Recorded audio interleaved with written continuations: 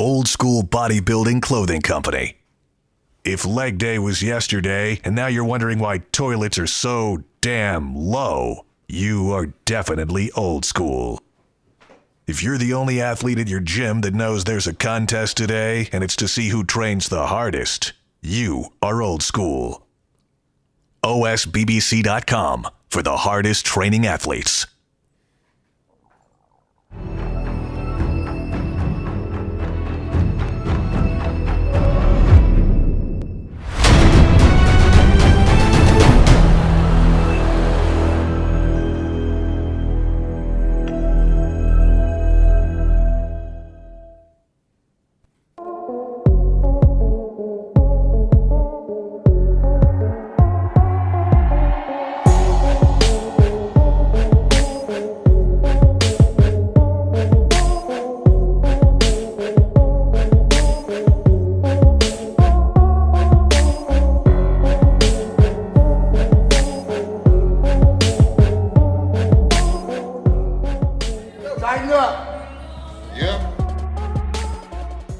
I'm Dave Palumbo, founder of Species Nutrition. From my earliest bodybuilding days, I believed in only putting the best in my body, and that lives on in the Species Nutrition line of products. I put my name and reputation on every bottle of Species Nutrition products. If you want to be your absolute best, join the evolution. Hey guys, we're super excited to be here at the LA Fit Expo. It's our third year in a row. And what we're going to be doing today is we're going to be launching the Tasty Pastry. It's a low-carb Pop-Tart. It's got 3 to 4 grams of net carbs. And we love this show. This is our best place to be in LA.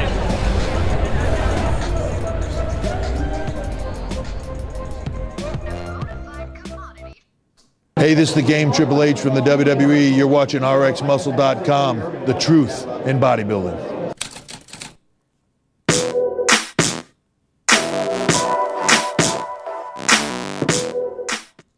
RX Television on RxMuscle.com. This is Ask Dave, better known as hashtag Ask Dave, your 30-minute question and answer show with Dave Palumbo. Whatever's on your mind, bodybuilding, non-bodybuilding, diet, training, supplementation, of course, IFBB pros, news, schedule, everything is all on the table. We're going to go right into the questions. We have a lot to get to, a lot of good questions here. We're going to start, of course, from questions from the Dave Palumbo Experience app. I follow your training protocol for calves, but seems like my calves get super strong, but never increase in size. Is there something you recommend that I do to increase their size instead of strength, or is this a genetic thing that I can't really do anything about? You know, I always had very weak calves compared to my quads. Obviously, I had big legs, you know, bigger upper thighs. And because I have short calves, and I found, and I have big feet too, and I found that when I would do calves, the bottom of my feet always fatigued before my calves did. So the first set or two, I always felt the most. So I said, you know what, I'm just going to stop doing like a million warm-up sets, because usually, you know, most people do 6 or 7 sets of calves. I said, I'm just going to do 1 set of seated and 1 set of standing. I'm going to do the weight where I can use maximum weight, but get 15 reps out, you know, with full range of motion, where I'm not cheating. Okay, where I can really feel the calf muscle contracting. And I'll tell you something, I've told you this protocol before, and this might be the protocol you're talking about. It worked, you know, and I did it twice a week, and my calves grew because I felt like I was really, now I was engaging them. I always felt, like I said, I would do a lot of sets of calves, but by the 3rd set, I wasn't feeling it in my calves anymore. I was feeling it in my feet were fatiguing. And like I said, I don't know if that's because I have very flat feet, I don't have really arch support, or whatever the case may be. For my body, that worked, okay?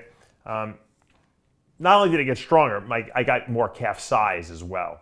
So, you know, I think a lot of people go through the motions. They lift the weight, they move the weight, and they do feel something in the calves, but they're really not getting a strong calf contraction. And so they're really not activating all the fibers in the calf muscle, and that's why they're not getting full development. Now, we're talking about people who don't have, there are some guys out there that they look at a weight and their calves grow. You know those guys. You know, the Flex Lewis's, the Eric Fankhausers, the Dorian had crazy calves. There are just some people that just have genetically great calves, you know, and they don't even do anything for them. But I'm talking about people who have to actually work to build calf muscles. Don't overdo the number of sets, and you got to do what works for you. You have to make sure you're feeling the calf muscle. You got to get a full extension at the bottom. You got to get a full contraction at the top. And when you contract on your calf, always contract towards the ball of the big toe. Don't go outward, go inward. And that gives you the maximum calf contraction. And like I said, if you do that religiously and the rest of your body's growing, your calves really should grow as well. Second question, again from the Dave Palumbo Experience app. I've been on a bulk cycle for 3 weeks now using your mass gaining plan and PED protocol. I've been trying to keep belly fat off, but I'm gaining lower belly fat. Should I stay the course or make changes to the carb count? And should I do fasted cardio in the morning? What happens is, I think with a lot of guys, is they have a set number in their head of how many grams of carbs they need to eat, okay? So maybe the macros, and someone's telling them you should take at least 1 gram of carbs per pound that you weigh, or 1.5, or they follow this formula. And I have a formula too that I give people, but for carbs, there really is no formula. It's like trial and error. So if you got your protein down proper, which is about 1 gram, 1.5 grams, I would say, per pound, and you got your fat down, which is for men about 0.5 gram to 0.75 gram per pound that you weigh, the carbs are whatever you can eat without getting too fat, but enough that you're not going to walk around carb depleted and flat. And that number changes for everyone. It's completely different for everyone. There's no 2 people that are probably exactly the same. So what my number is might be different than what Tyler's number, and what might be different than what your number is. So it depends on what kind of a carb burn. If you're getting lower body fat, and you're bloated all the time, then you're probably eating too many carbs. But I wouldn't cut back my protein and fat. I would cut the carbs back a little and then see how that works. So if you remove 50 grams of carbs, from your daily intake, and all of a sudden now you're not as bloated and you feel like you're a little tighter, then that's did the job. If you're still feeling bloated and fat, then maybe you need to take more away.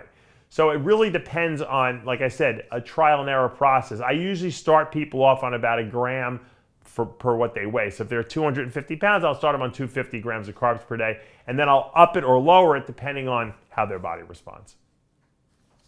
Let's go to our Instagram questions. Again, if you're not already following us there, the handle is official_RxMuscle. We're actually going to be launching a TikTok page in the coming days as well. So a lot of the content that you see here on the channel, we'll be repackaging it for TikTok, as well as getting a lot more involved with reels. We've been getting a lot of requests from people saying that, look, you have, all this abundance of knowledge, with this show and the other formats that we have. Well, why don't we, instead of just using our clips, on YouTube content, to, distribute them on our other platforms as well. And then obviously introducing a TikTok page. So as soon as that comes about, we'll let you know with the page and everything. But again, if you haven't already followed us on Instagram, it's official_RxMuscle. If you're not already following us here on YouTube, hit the subscribe button below, hit the notification bell. You're not going to miss any of our shows, segments, or updates. Well, we just talked about calves and I guess the genetic component behind bigger calves. Well, this question is from B Winery. He's a physique competitor, wants to know if you have any tips on shrinking the waist. Current coach had me doing 1 set of 20 cable crunches, 1 set of 20 vacuums. And then I guess a follow-up to that is, do squats make your waistline bigger? That I did an experiment one year. I stopped squatting and I just did leg press and hack squats to see if I could bring my waist down. And I did bring my waist down about 1.5 inches, but I also lost the shape of my quads and my legs, the flare and the wow. So I don't know if it's a good enough trade-off, you know what I mean? Because squatting builds mass on the whole body, Are you going to get a little bit more waist thickness? You might, but Flex Wheeler squatted and he never had a big waist. So it is a genetic type of thing, and so I wouldn't get so wrapped up in worrying about that. I like vacuums. I have a video up on our RxMuscle channel. It's called Intestinal Breathing Exercises with Dave Palumbo. Watch that, because not only is that good for, it's kind of like a similar, it's vacuums, but it's vacuums in a different way that you're not used to doing. And it helps massage the internal organs, which help them release toxins. I learned it from a Korean yoga class. They call it intestinal breathing exercises. And that's something you can really do that's well. Cable crunches, whenever you add weight and start crunching on the side, that actually thickens the musculature there. So I never had any fat on my waist my whole career, but I had thick obliques, and that kind of gave a little bit of a blocky appearance. So you might not want to do those. But the vacuums or the intestinal breathing exercises I talk about are good because it allows you to suck your stomach in and create a vacuum, you know, and it makes the waist look a little smaller. And then of course, you know, some guys wear waist shapers too, and they do work, but you have to really wear them all the time, and they're very uncomfortable. But if you can do it, it definitely helps. Arsalan Patan, why do we have to store GH in a refrigerator, and what type of GH can we use or store in room temperature, powder or cartridge? Yeah, I mean, you could store a lot of GH at room temperature before it's mixed. Once it's mixed, it's got to go into the refrigerator. I just like to put it in the refrigerator all the time because it keeps the stuff more stable. Because what if, like, you have, you know, your house heats up or something like that, and the GH may lose some of its, you know, lifespan. That's what I always worry about. So if you have the ability to store it in your refrigerator, do it. Now there is the Nootropin brand from Genentech. That comes as a liquid pre-mixed, and it's pretty stable, but that needs to be refrigerated all the time. And there are some that do need to be refrigerated all the time. Like I always tell people, just for safety purposes, when you get your GH, just keep it in the refrigerator, whether it's mixed or not mixed. That's just a better way to be. And if you look, if you don't want your parents to know about it, and you have your own bedroom, you can put one of those little, you know, soda refrigerators in your bedroom. The ones you bring to college with you, and you can store it in there if you had to. I used to do that. I used to do that back in the day when I lived in my dad's house. So you could even put a little. They even have ones with little locks on them, so no one's going to go in there and touch any of the stuff. But I just think it's just safer to keep it in the refrigerator. Personaldis, what can you do about the evil jock itch you develop when your legs grow? I don't know if that's jock itch, but you can have chafing of your thighs. Shaving your legs on a regular basis definitely helps. That's what, you know, people, you ever see these guys that walk around and they look like they're walking like there's something wrong with them? That was me back in the day. My legs were so big they were clunked together almost, and it was uncomfortable. That's why I used to always wear shorts. I hated wearing jeans because they were always rubbing, you know, and it just doesn't feel that great. We would also use, back in the day, we had spandex and stuff like that, you know, and that always helped too because it kind of kept it, you know, a little more, less abrasiveness. But yeah, I would get chafing all the time inside my legs. And I always wore bikini type underwear as opposed to like the boxers, because that kind of keeps your genitalia up a little higher so they're not getting crushed between your thighs as well. I know it sounds ridiculous, but and I haven't even thought about it in years because I don't have that problem anymore. I'm not that big, but you know, that is something that there is to think about. You know, and once again, that was one of the reasons why I always walked around in shorts, even in the winter, because it was just more comfortable. Let's see. Is Big Lenny going to win the? Oh, we've answered that question already. Yes. Yes. There's a reason that they won't allow him to compete. It'd be rather unfair. Soren Popa. Could Shawn Rhoden have won the Olympias in the 90s? It's a good question. I don't think he would have beat Dorian and Ronnie. I think they were just too big for him. You know, even though he would have had, I mean, Flex Wheeler didn't beat them. So, yeah, and Flex was pretty much a Shawn Rhoden of his era. So, no, I would say no. Would Shawn be winning Olympias today? I think he still would. Yeah, he might still be Mr. Olympia if he continued his streak from 9. When did he win it? In what was it? 17? 18? 18. I think he could have won 18, 19, 20. Yeah, and who knows, maybe even into this modern era, he could have kept going. You know, the only thing that could have set him back, obviously, is maybe age. Could have held him back, obviously. But, yeah, he was that good. Iron Addict, when would you add an aromatase inhibitor to your pre-contest protocol, and what dose? I like to have it in there pretty much from the beginning, and you know, assuming you're taking 750 plus milligrams of testosterone a week, and most guys are in that 1,000 range because that seems to be the sweet spot. You should probably be on some kind of like aromatase inhibitor, whether it be I usually use Arimidex, which is 0.5 milligram usually a day. Aromacin, you could do 12.5 milligrams per day, and letrozole, which is you can use 2.5 milligrams per day, and as opposed in the off season, I'll usually go every other day with it because you don't need to keep estrogen quite as low because number one, you want estrogen sensitizes androgen receptors, but pre-contest you want to stay a little on the drier side, less estrogen, because estrogen does make it harder to lose body fat in certain areas. For men, it's around the lower back, Go to Tommy Mack. Why do I get acid reflux when I take a fiber supplement? Even when I use apple cider vinegar, I don't normally suffer from acid.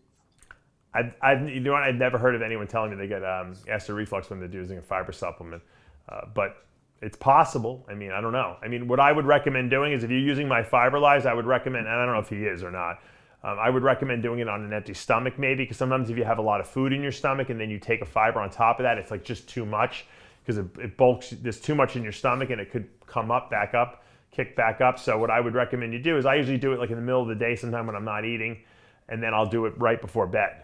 And that seems to work really well. But I know what you're talking about. Sometimes I've eaten a meal and I took a fiber supplement. Usually it's when I'm in a hotel room and I came back from dinner, I sucked down a fiber shake and I'm gonna go to bed now, and it's like, it's in my throat, you know, because my stomach was so full from dinner. So that could definitely be a problem. Just try to do it on an empty stomach. We do get this question quite a bit, and we used to get this question a lot during the course of the pandemic when gyms were closed and people were just getting back into their training regimen. So Mick Morkel, how would you enter back into weight training after he said specifically a 3-year period of not training, but just in general for long layoffs from the gym? Can you describe how you plan the first few months? Yeah.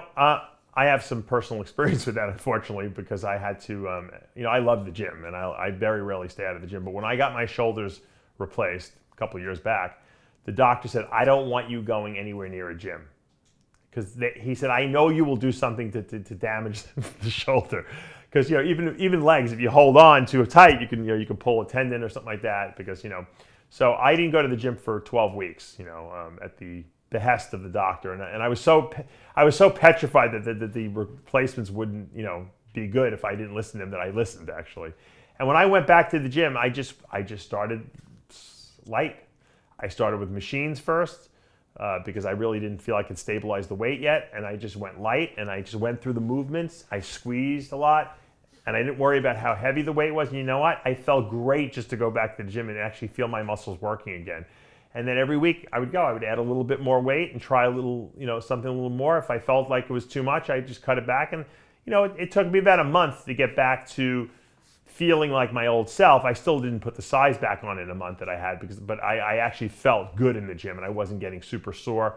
So just take it easy. It's fun when you first go back because you can do anything and you just feel great. Oh wow, this is awesome. I haven't trained so long. Everything I'm doing kind of feels good. Now Sid actually did his first leg workout, right, in a very long time the other day, and you couldn't even sleep that night. No. I made the mistake, and I guess rookie mistake. I want to say rookie mistake, but whatever. I trained somewhere like 8:30 p.m. last night, so I could not sleep a wink last night. I mean, I'm running right now on about an hour and a half of sleep. Probably 40 cups of coffee if I know you too. Yeah. Yeah, it's pretty bad. But I can hardly walk, hardly get down this. Up the stairs, not really much of a problem. Getting down the stairs is the problem right now. Right. And sitting on a toilet bowl. Don't overdo it when you go back. That's the take home message. It's just like the old school commercial, right? When after leg day, the toilet bowl seems. Yeah, you're old school. Exactly. Yeah, that's exactly. I guess you're old school, Sid. There you go. There you go. Let's go to Big Steps 12. What do you recommend for bad rotator cuff arthritis and tendonitis if ice and physical therapy are not working? Do you recommend TB500 and BPC at all? Look, there was two questions really there, because rotator cuff, injury implies that the muscles in here, the strap-like muscles that hold the joint together, are damaged in some way, and there's movement in there, and you're getting pain because of that. That sucks, that pain. And you know what? Even when you get surgery, it takes a really long time to get past that with rehab and everything like that. Arthritis pain, different story. Now, if you have a torn rotator cuff, taking all the TB, 500, and GH and IGF is going to do nothing because the muscle has to be reattached. If you have arthritis and you're taking all these healing peptides, and I've tried them all, by the way, it doesn't really work for arthritis very well. I will tell you what does work a little bit. Number one, using more machines in the gym so that you're not forcing your body to kind of stabilize the weight. The machine's kind of doing that for you. Taking and you don't have to take mine, but Arthrolyze is a very high potency glucosamine and MSM supplement, and it has UC2 collagen in there, which deactivates your immune system so that your immune system is not attacking the joint connective tissue. Taking 5 pills twice a day, that really helps a lot with joint pain, and I think it helped prolong my ability before I actually got the shoulder replacement. I think I delayed it at least 15 years by using high dose glucosamine. even before I had my own product, I was just buying it generically. And you know what the truth is? The doctors couldn't believe that I lasted as long as I did. And it's a good thing I did, because 15 years ago, the shoulder replacements were terrible. And today, they're like way, way better. So it was good that I actually delayed it. At some point, though, you're going to hit a point where you're going to be in a lot of pain, and you're going to say, you know what, I can't sleep at night. It's just not worth it. And if you get to that point, you get the shoulder replacement. Because I'll tell you something, I've had a lot of different crazy surgeries. That was the easiest thing I did. It was just following directions, but I really didn't have any restrictions. The good thing is you don't have to walk on your shoulders. It's not like a hip replacement or a knee replacement. If you need to do it, don't. My suggestion is don't wait. There's no reason to be in pain chronically. If you're only in pain when you're in the gym and it's a little creaky and it maybe pops a little bit when you're in the, that's the different story. But if you're in pain at night, or when you're just sitting around and it's making you feel irritable and you feel like you have to take pain meds all the time, there's no reason to deal with that. Get it done. I delayed it way too long. You know what? Someone came up to me and had a talk with me. They had it done. They showed me their shoulders, and I was like, I couldn't believe it. He's like, I feel great. And that's really what convinced me to get it done myself. And I'm glad the person talked to me. This is a topic that a lot of people in the bodybuilding industry come to you specifically about, and that is fertility. But they, and I know you're going to love this part, they've been blasting and cruising for 8 years. Okay. Have you coached guys who have had fertility issues due to the abuse of anabolics? How do they counter this? So I guess if you want to, go back into just, for those that have been on anabolics, they're looking to have a baby, your general guidelines, and I guess in general, what you would advise. Not that I'm trying to take credit, because I'm just a messenger, right? But I probably have helped like hundreds and hundreds of bodybuilders, and maybe indirectly more than that, because people who watch the videos I did on it be able to conceive. And it's really a simple science experiment is really what it is. It's like, how there's a formula for when you come off a cycle, you use PCT, which is HCG, Clomid, or Nolvadex. And it's the same thing with trying to increase your fertility in your body. There's a way to turn your body back on, assuming you don't have anything wrong with you physiologically. Steroids suppress your body's ability to produce LH, FSH in the pituitary, and then you don't produce testosterone in the testicles, you don't produce sperm in the testicles. And so what we want to do is we want to turn on these signals. And it doesn't matter if we do it artificially or not. The end result is the same, right? So HCG will turn on testosterone production in the Leydig cells in the testicles. And when you bathe the testicles in testosterone, when it's produced down there, that indirectly stimulates the Sertoli cells down there to start producing sperm, which helps. That's not really the atomic bomb, so to speak, to get everything going. The atomic bomb is to use HMG, human menopausal gonadotropin. They make a synthetic form of it now called just synthetic FSH, follicle stimulating hormone. And FSH, when you take it artificially at 75 IUs every other day, it will directly stimulate these Sertoli cells to produce sperm. Directly. So that's the most potent stimulus. Now, there are other things you can do. You can produce sperm, but if they're not swimming properly, then they're not going to work right. So you want to make sure your motility is good. Taking 200 milligrams of injectable glutathione a day increases sperm motility tremendously. So that's something you can add in. I get mine obviously from TitanMedicalCenter.com. I take a CC every day. I've been taking a CC every day for the last probably 6 or 8 years. And when I got my wife pregnant with our third child, I wasn't even taking HCG or HMG, nothing at that point. I just was doing glutathione. So I obviously had sperm production. The glutathione kept the motility high, and that was great. Now, the last thing that you want to really focus on is morphology. That's how the sperm look. Are they healthy? And that's dependent on vitamin and mineral and trace metal being present at the right amounts, just like the rest of the body. Just like your sperm are as healthy as the rest of your body is. So, we take vitamins, minerals, and trace metals to make sure that all the chemical reactions work properly in our body so that our body can function properly, right?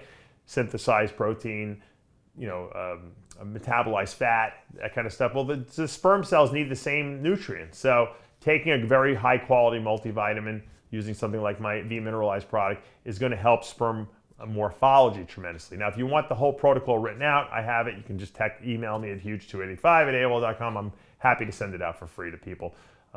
like I said, you don't have to name your kids after me or anything like that. I just want people, I know it's a very frustrating process, and I know a lot of these fertility clinics charge a lot of money.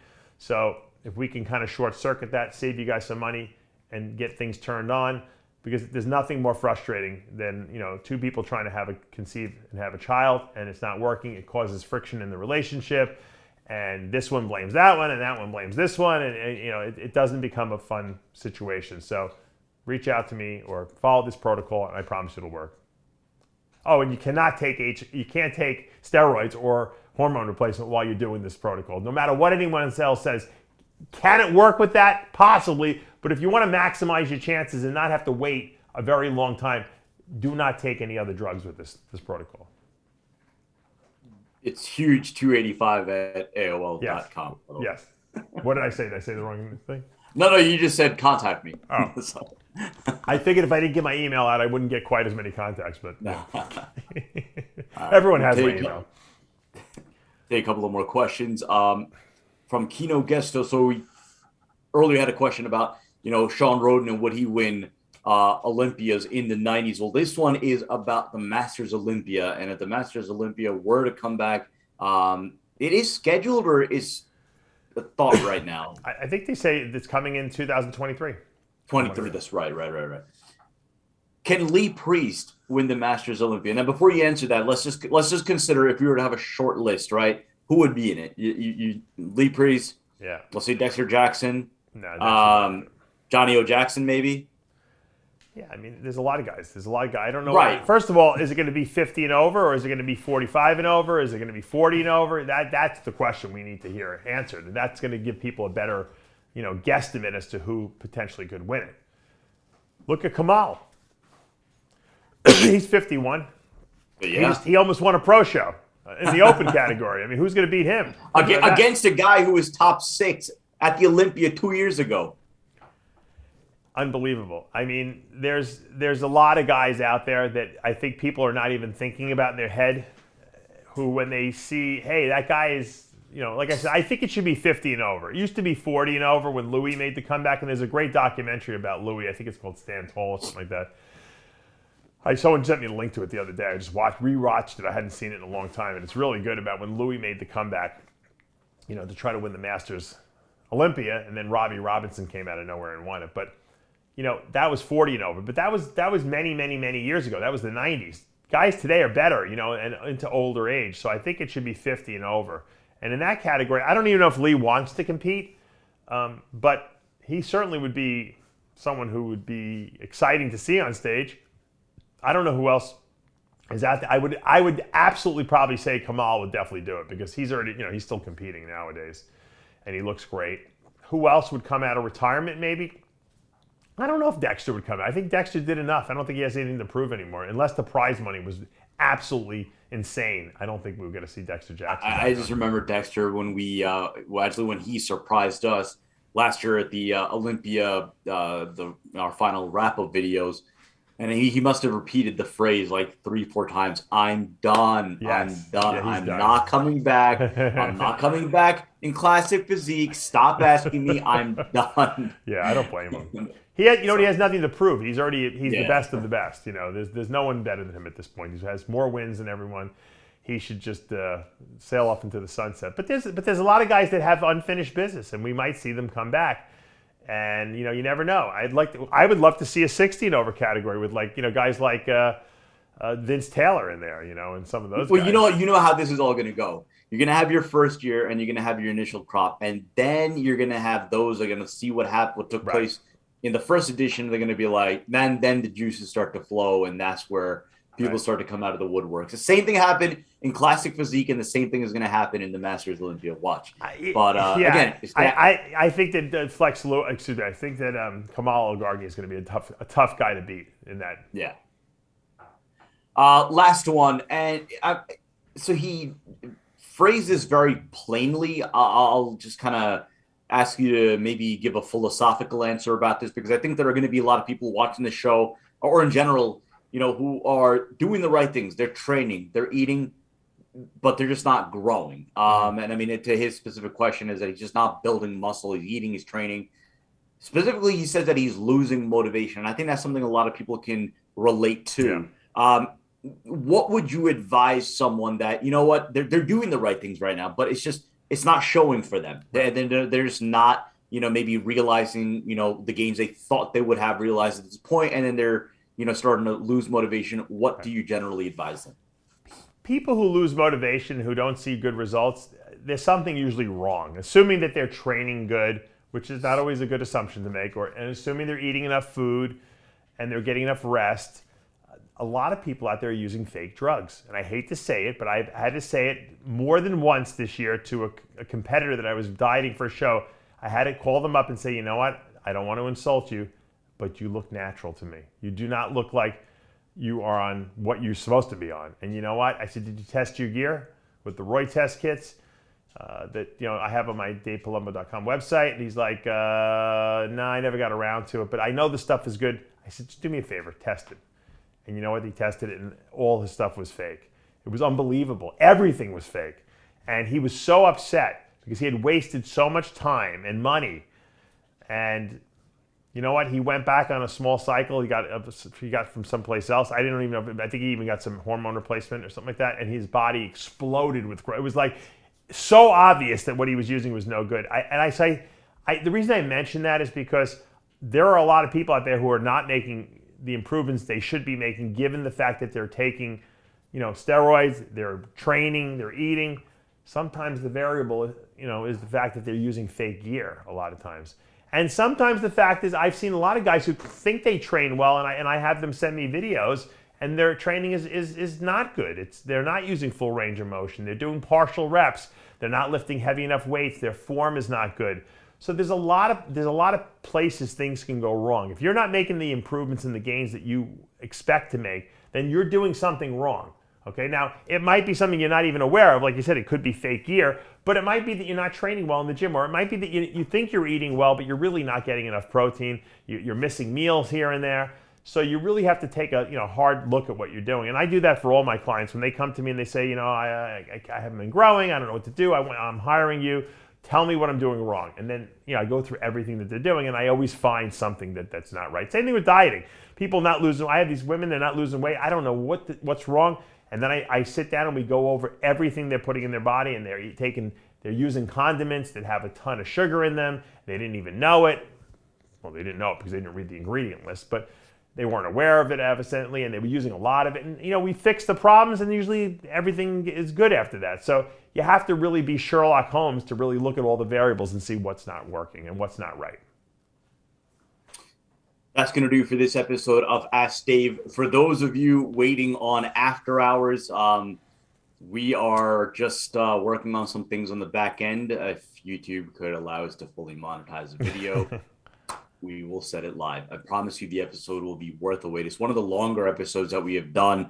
A lot of different topics. Of course, talking about Larry Wheels and I guess his comments from earlier in the week. But a highly entertaining episode. We're working on it right now. And hopefully by the time that you watch this episode, it will already be live on the channel. But right now on the channel that is live is this week's episode of Heavy Muscle Radio with Dave, with Lee Priest, with Chris Aceto, and then, of course, tomorrow, all new episode of Iron Rage with Lee Priest. For Tyler Shore and Dave Palumbo, I'm Sadiq Faruqi. We'll see you next time.